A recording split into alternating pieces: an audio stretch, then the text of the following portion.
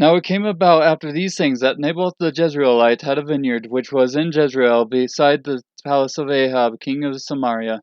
Ahab spoke to Naboth, saying, "Give me your vineyard, that I may have it for a vegetable garden, because it is close beside my house, and I will give you a better vineyard than it in its place. If you like, I will give you the price of it in money." But Naboth said to Ahab, "The Lord forbid me that I should give you the inheritance of my fathers." So Ahab came into his house sullen and vexed because of the word which Naboth the Jezreelite had spoken to him. For he said, "I will not give you the inheritance of my fathers." And he lay down on his bed and turned away his face and ate no food. But Jezebel his wife came to him and said to him, "How is it that your spirit is so sullen that you are not eating food?"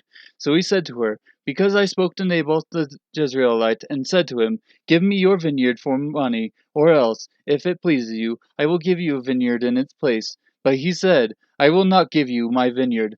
Jezebel his wife said to him, "Do you now reign over Israel? Arise, eat bread, and let your heart be joyful. I will give you the vineyard of Naboth the Jezreelite." So she wrote letters in Ahab's name and sealed them with his seal, and sent letters to the elders and to the nobles who were living in with Naboth in his city.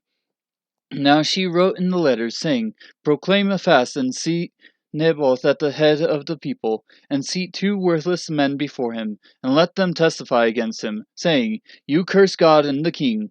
Then take him out and stone him to death."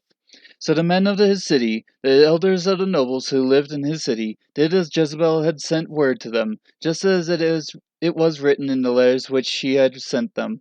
They proclaimed a fast and seated Naboth at the head of the people. Then the 2 worthless men came in and sat before him, and the worthless men testified against him, even against Naboth, before the people, saying, "Naboth cursed God and the king." So they took him outside the city and stoned him to death with stones. Then they sent word to Jezebel, saying, "Naboth has been stoned and is dead." Then, when Jezebel heard that Naboth had been stoned and was dead, Jezebel said to Ahab, "Arise, take possession of the vineyard of Naboth the Jezreelite, which he refused to give you for money, for Naboth is not alive, but dead."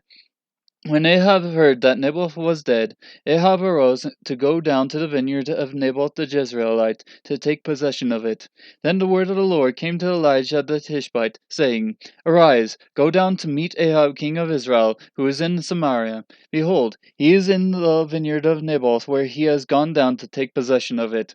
You shall speak to him, saying, 'Thus says the Lord, have you murdered and also taken possession?' And you shall speak to him, saying, 'Thus says the Lord, in the place where the dogs licked up the blood of Naboth, the dogs will lick up your blood, even yours.'"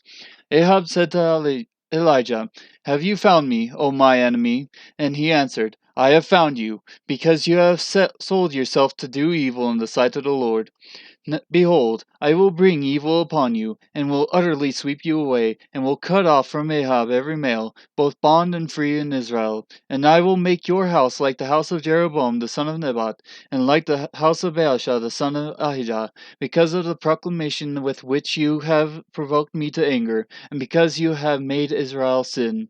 Of Jezebel also has the Lord spoken, saying, The dogs will eat Jezebel in the district of Jezreel. The one belonging to Ahab, who dies in the city, the dogs will eat, and the one who dies in the field, the birds of heaven will eat. Surely there was no one like Ahab who sold himself to do evil in the sight of the Lord, because Jezebel his wife incited him. He acted very abominably in following idols, according to all that the Amorites had done, whom the Lord cast out before the sons of Israel. It came about, when Ahab heard these words, that he tore his clothes and put on sackcloth and fasted. And he lay in sackcloth and went about despondently. Then the word of the Lord came to Elijah the Tishbite, saying, "Do you see how Ahab has humbled himself before me? Because he has humbled himself before me, I will not bring the evil in his days, but I will bring the evil upon his house in his son's days."